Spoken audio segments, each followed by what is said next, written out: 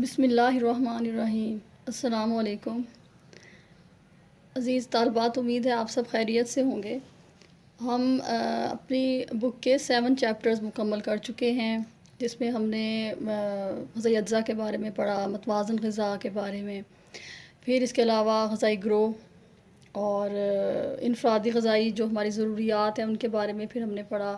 اس کے علاوہ غذائی اجزاء کو ہم نے ڈیٹیل میں ہم پڑھ چکے ہیں، جیسے پروٹین کے بارے میں، کاربوہائیڈریٹ، فیٹس اور وٹامنس کو بھی بہت ڈیٹیل میں ہم ڈسکس کر چکے ہیں۔ پانی میں حل پذیر وٹامن اور اس میں چکنائی میں حل پذیر وٹامن، یعنی واٹر سولبل اور فیٹ سولبل دونوں کے بارے میں بھی ہم نے پڑھا۔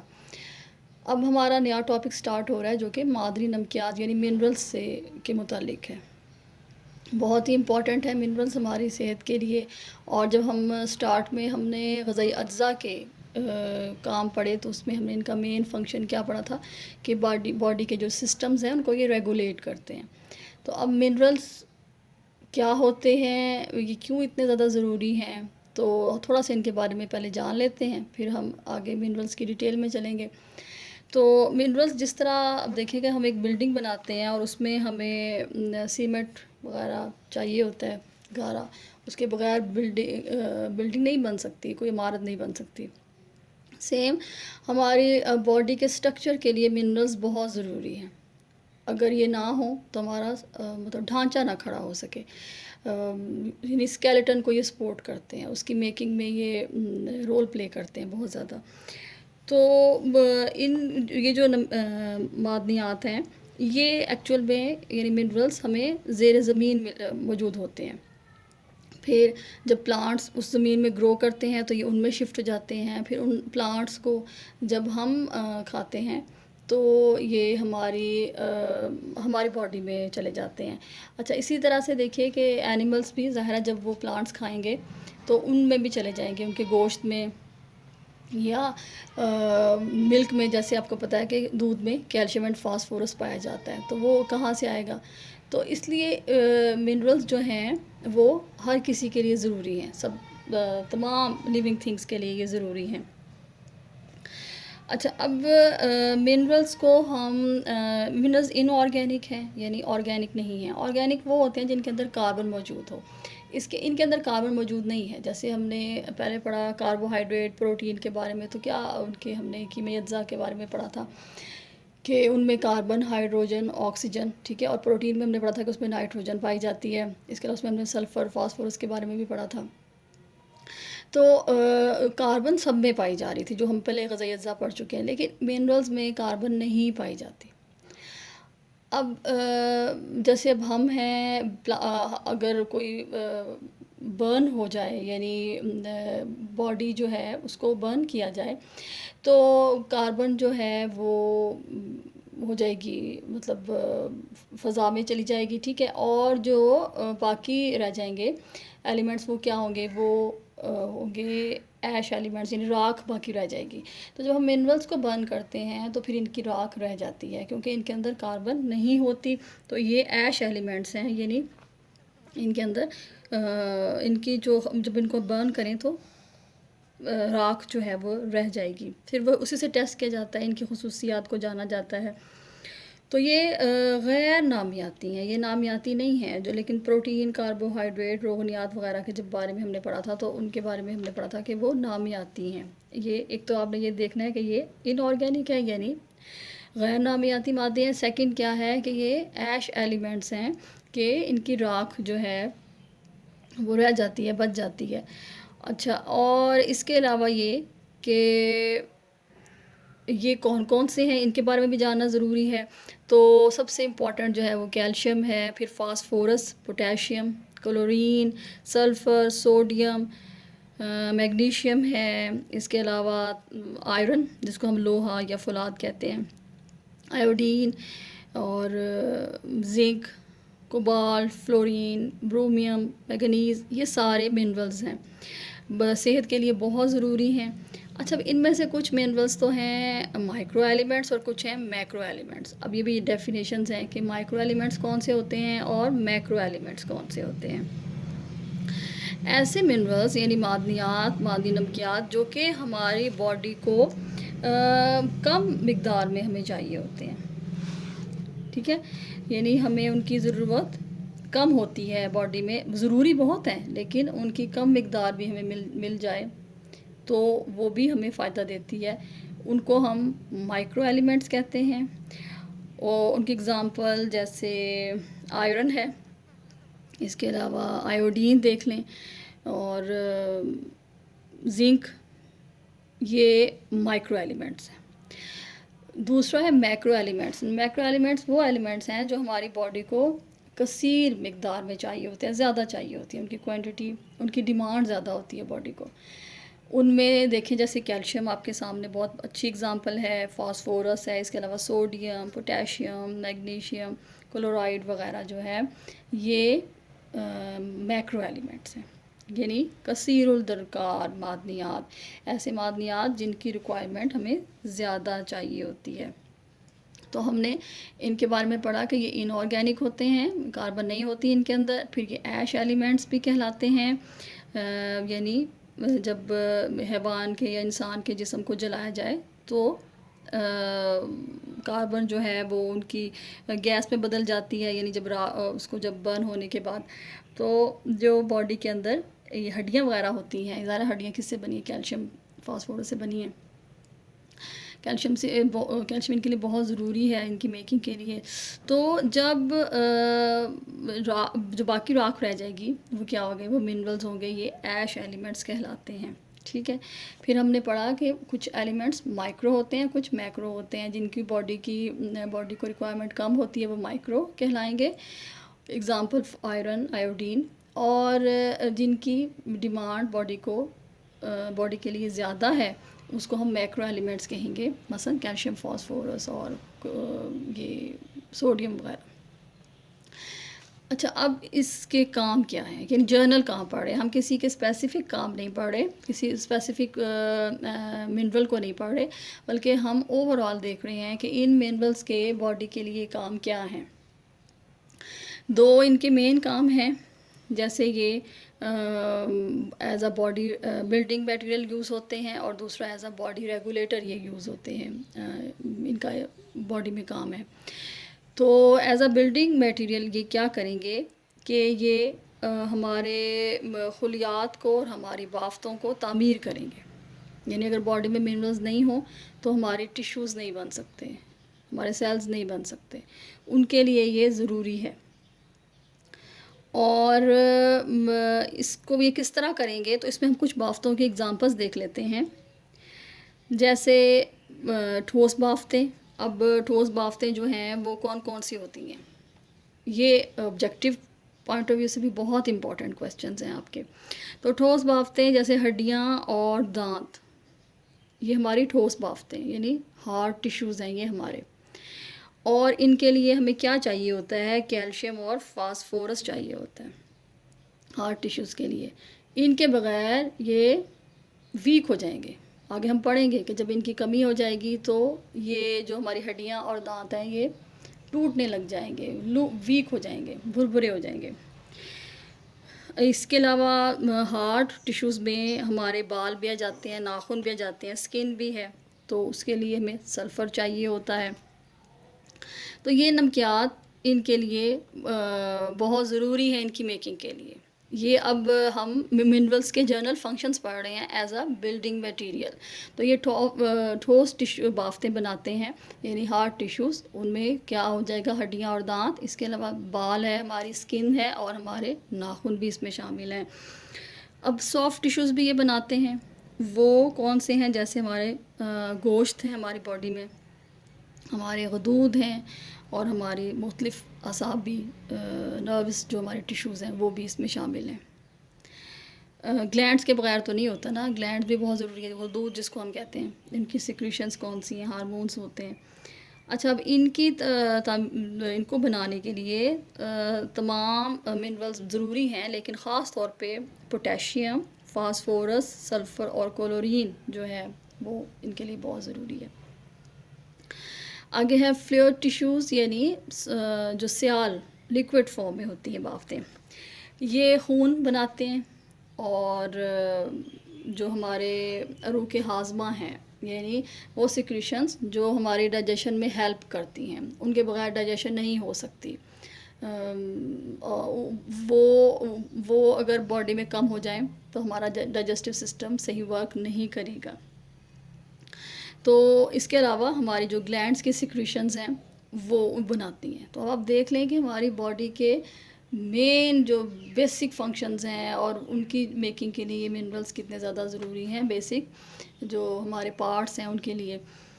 تو بلڈ، اس کے علاوہ سیکریشنز جو ڈائجیشن میں رول پلے کرتی ہیں، اور اس کے علاوہ ہماری گلینڈس کی جو سیکریشنز ہیں ان کو یہ بناتی ہیں نمکیات. اور آپ کو پتہ ہے بلڈ بننے کے لیے کیا چاہیے ہوتا ہے؟ آئرن بہت ضروری ہے. اور جو ہماری باقی سیکریشنز ہیں ہاضمے والی اور حدود کی جو سیکریٹ ہوتے ہیں ان کے لیے کلورین، سوڈیم اور آیوڈین ضروری ہوتا ہے. بلڈ کے بغیر تو زندگی کا ہم سوچ بھی نہیں سکتے. ظاہر بلڈ ڈیفیشنسی ہو جائے کیا ہو جاتا ہے، آہستہ آہستہ انسان جو ہے وہ موت کی طرف جا رہا ہوتا ہے. پھر ہماری ہڈیاں کے بغیر تو بھی ہم چل پھر کیسے سکیں گے اگر ہماری ہڈیاں اسٹرانگ نہیں ہوں گی. تو یہ منرلس ہمارے لیے انتہائی ضروری ہیں، موسٹ امپورٹنٹ ہیں. سیکنڈ ہمارا جو ہم دیکھ رہے تھے وہ منرلز ایز باڈی ریگولیٹرز ہے کہ یہ سسٹمز کو کیسے ریگولیٹ کرتے ہیں. تو ہمارے جیسے نروس ہے ٹیشو سسٹم ہے، نروس سسٹم، اعصابی نظام، اس کے لیے ہمیں اعصابی خلیات میں کیلشیم، سوڈیم، پوٹاشیم اور میگنیشیم کی فراہمی بہت ضروری ہے اس سسٹم کو چلنے کے لیے. پھر اس کے علاوہ بلڈ میں پی ایچ لیول کو مینٹین کرنا، وہ میں پہلے بتا چکی ہوں آپ کو کہ تیزابیت اور حساسیت ہوتی ہے، ٹھیک ہے، اس کو مینٹین کرنا، یعنی بلڈ میں نہ تیزابیت ہو زیادہ اور نہ حساسیت ہو زیادہ، اس کو مینٹین کرنے کے لیے calcium, phosphorus, sulphur, sodium, potassium اور میگنیشیم ضروری ہوتا ہے. پھر آپ کی ذہنی نشو و نما کے لیے اور آپ کی جسمانی نشو و نما کے لیے آیوڈین، جیسے ہم آیوڈائز سالٹ کے بارے میں پڑھتے ہیں کہ آیوڈین اس کے اندر ایڈ ہے، تو آیوڈین جو ہے وہ ضروری ہے. اور اس کے علاوہ ہمیں آیوڈین کے ساتھ فولاد آئرن بھی چاہیے ہوتا ہے. تمام جسمانی خلیات کو زندہ رکھنے کے لیے آکسیجن ضروری ہے، اور اس آکسیجن کے لیے ہمیں کیا ضروری ہے؟ فولاد آئرن، کیونکہ آئرن جو ہے وہ ریڈ بلڈ سیلز بنائیں گے، اور ریڈ بلڈ سیلز کیا کریں گے؟ پھر وہ ہیلپ کرتے ہیں نا اس کے ایبزارپشن میں آکسیجن کی. تو یہ اس طرح سے دیکھیے کہ یہ ہماری باڈی میں کتنا اہم رول پلے کرتے ہیں کہ ان کے بغیر ہم سوچ نہیں سکتے. اپنے جو مین ہماری باڈی کے کام ہو رہے ہیں اس کے بغیر ممکن نہیں ہیں. پھر جیسے کیلشیم ہے، یہ خون کو گاڑھا کرتا ہے. اب خون گاڑھا ہوگا، ہم نے پیچھے وٹامن کے بارے میں پڑھا تھا، کون سا وٹامن تھا اگر آپ ذہن پہ زور دیں؟ وٹامن کے، وہ بھی خون کو گاڑھا کرتا ہے. تو کیلشیم جو ہے وہ خون کو گاڑھا کرتا ہے اور بلیڈنگ کو روکتا ہے، یعنی خون زیادہ بہتا نہیں ہے، ہمارا خون ویسٹ نہیں ہوتا. پھر آپ یہ دیکھیے کہ ہمارے پٹھوں کو مضبوطی ملتی ہے منرلز کی وجہ سے، اور جیسے کیلشیم، فاسفورس اور سوڈیم بہت ضروری ہے اس کے لیے. پھر آپ کا باڈی ٹیمپریچر ہی مینٹین کرتے ہیں. باڈی ٹیمپریچر مینٹین نہ ہو تو ہم رزسٹ ہی نہیں کر سکیں گے، کیونکہ ظاہر ہے جو ہمارے باہر سراؤنڈنگ کا ٹیمپریچر ہے اس کے اکارڈنگلی ہم اللہ تعالیٰ نے ایک سسٹم بنایا ہوا ہے، ہم اپنے باڈی، اللہ تعالیٰ نے ہماری باڈی کو ٹیمپریچر کو مینٹین رکھا ہوا ہے، یعنی ہم جو ہیں رزسٹ کر پاتے ہیں اس ٹیمپریچر کے ساتھ. ادروائز کیا ہوگا کہ ہم سروائیو نہیں کر سکیں گے. تو اس کو یہ جو ہمارا باڈی ٹیمپریچر ہے اس کو یہ مینٹین رکھتے ہیں. تو اس طرح سے اس کی بہت زیادہ جو اہم کام ہیں میں نے مین آپ کو بتانے کی کوشش کی ہے. اور اس کے علاوہ جیسے کیلشیم ہے، کیلشیم بہت ضروری ہے مسلز کے اس کے سکڑنے کے لیے، پٹھوں کے سکڑنے کے لیے، ان کے ریلیکس ہونے کے لیے، اس کے کانٹریکشن کے لیے بہت ضروری ہے. تو یہ سسٹم جو ہے یہ کون مینٹین کرتا ہے؟ یہ منرلز کرتے ہیں، جیسے کیلشیم. تو کیلشیم ہم نے جیسے پہلے پڑھا تھا کہ یہ ہمیں فروٹس اور ویجیٹیبلز وغیرہ اس کے بہت زیادہ رچ سورسز ہیں، تو ہمیں ان کا استعمال کرنا چاہیے، ان کو اپنی باڈی میں ان کا انٹیک ہونا چاہیے، ٹھیک ہے. تو یہ ہم نے اس کے مین کام پڑھے. اچھا، اب یہ ہمیں حیواناتی غذاؤں سے بھی ملتا ہے، ضروری نہیں کہ یہ صرف نباتاتی سے ہی ملے، حیواناتی جیسے میں نے ابھی بتایا آپ کو کہ ہم میٹ سے ہمیں کیا ملتا ہے، آئرن بھی ملتا ہے. اچھا، اور اس کے علاوہ دیکھیں ملک میں نے بتایا جیسے کیلشیم اینڈ فاسفورس ہے، تو یہ صرف نباتاتی ذرائع نہیں ہیں، جب ان نباتات کو اینیملز کھائیں گے تو وہ ان کے اندر بھی چلے جاتے ہیں، پھر ہمیں ملتے ہیں. تو جہاں تک ان کی کمی کی بات ہے تو ان کی کمی جہاں جو مائکرو ایلیمنٹس ہیں عموماً ان کی کمی اتنی ہوتی نہیں ہے، لیکن اگر ان کی ہو تو ہمارے سسٹم جو ہیں وہ ڈسٹرب ہو جائیں گے، نشو و نما پراپر نہیں ہوگے، سسٹم ریگولیٹ نہیں ہوں گے. تو ہم ون بائی ون دیکھتے ہیں، ان کو ڈسکس کرتے ہیں ان منرلس کو کہ ان کا کیا رول ہے ہماری باڈی کے اندر. اب سب سے پہلے ہم دیکھتے ہیں کیلشیم اینڈ فاسفورس کے بارے میں، جو کہ بہت امپورٹنٹ منرلز ہیں. تو کیلشیم اینڈ فاسفورس کے بغیر تو ہم اپنی ہڈیوں کی اسٹرینتھ کا تو سوچ بھی نہیں سکتے. ٹھیک ہے. اچھا، اب ایک اور بات بھی میں بتانا چاہوں گی کہ منرلز کی زیادتی بھی اچھی نہیں ہے. جیسے بالفرض اب آپ دیکھیں جو لوگ نمک یعنی سوڈیم کلورائڈ اس کو چھڑک کے کھاتے ہیں، مطلب اس پہ اسپرنکل کرتے ہیں اپنے کھانوں پہ، یا کچھ جیسے آپ فرینچ فرائز کھاتے ہیں اس کے اوپر بہت زیادہ سالٹ ہوتا ہے، تو اس سے کیا ہوتا ہے، اس سے بھی ہائی بلڈ پریشر کا مسئلہ ہو جاتا ہے. تو ایک ایگزامپل میں آپ کو بتانا چاہتی ہوں کہ ان منرلز کی زیادتی جو ہے وہ بھی ہمارے لیے بہت زیادہ نقصان دہ ہے.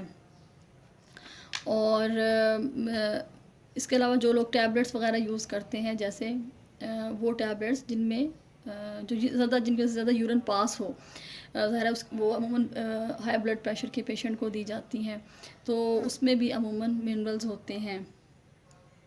پھر جو لوگ ایسی جگہوں میں مطلب کا پانی پیتے ہیں جن کے اندر جیسے ایسے سمندروں کا پانی پئیں یا دریاؤں کا، کہ اور پھر ان کی وہ مچھلیاں بھی کھاتے ہیں کہ جس میں کسی فیکٹری کا پانی آ کر گرتا ہو، تو ظاہر سی بات ہے کہ ان کے اندر مرکری وغیرہ ایسی چیزیں ہوتی ہیں جو کہ انسان کو پھر بہت زیادہ ان کے لیے ڈینجرس ہوتی ہیں.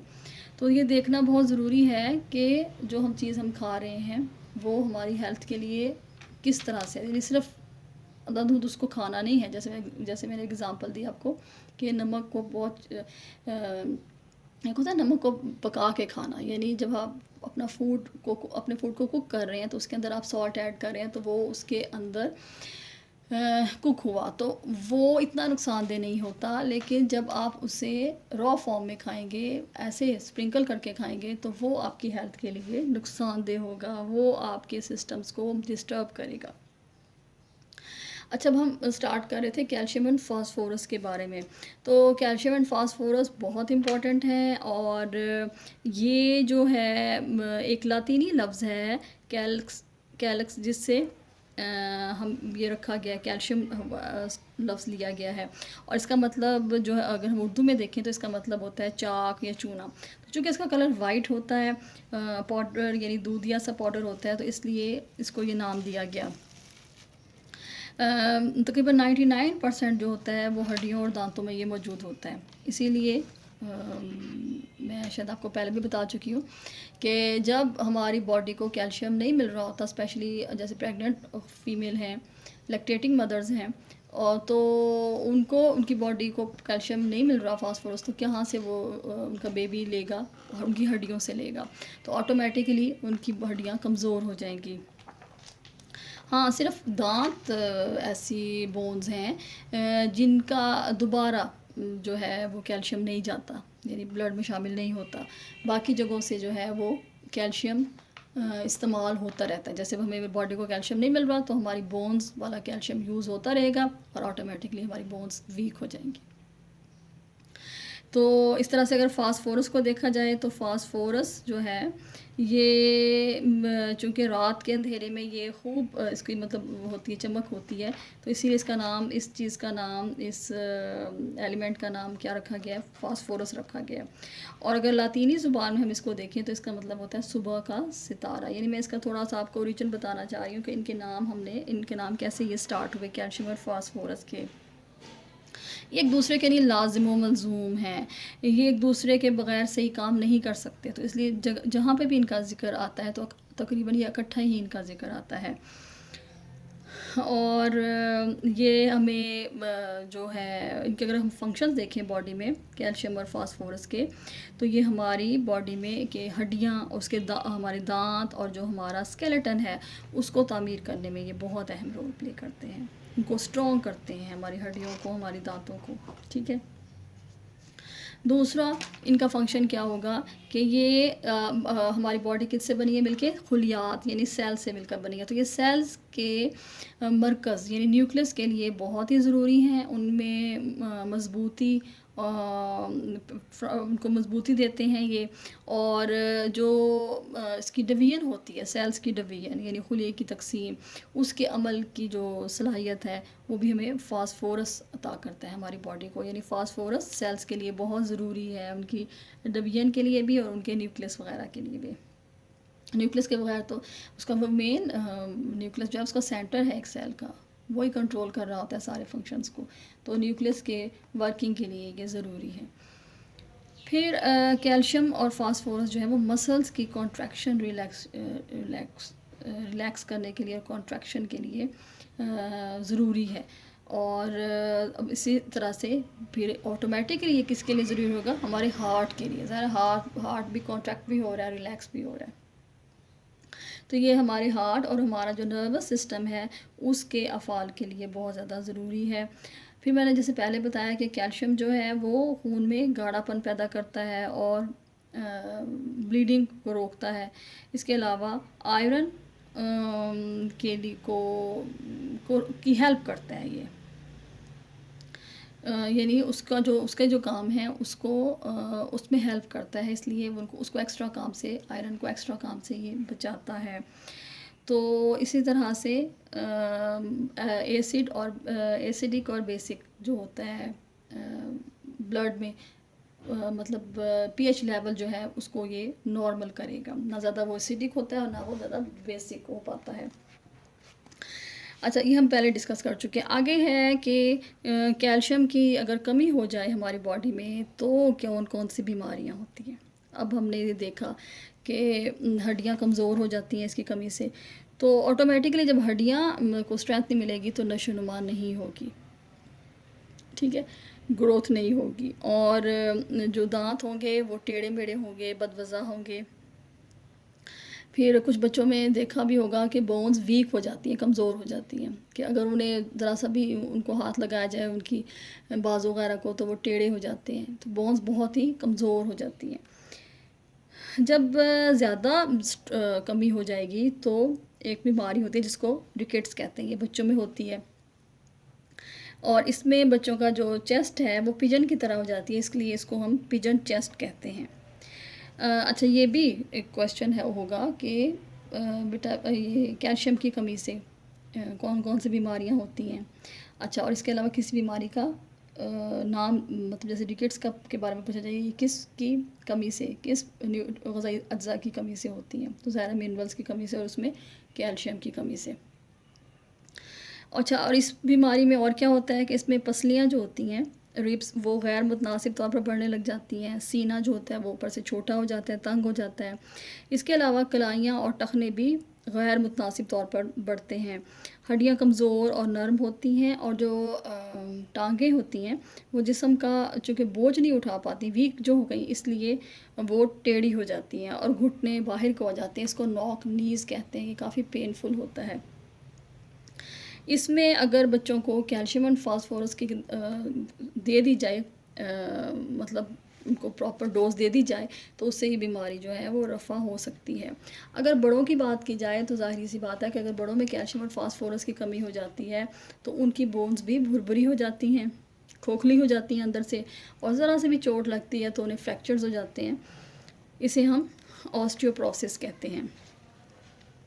اور جب یہ کافی بڑھ جاتی ہے تو پھر ملیشیا کی صورت اختیار کر لیتی ہے۔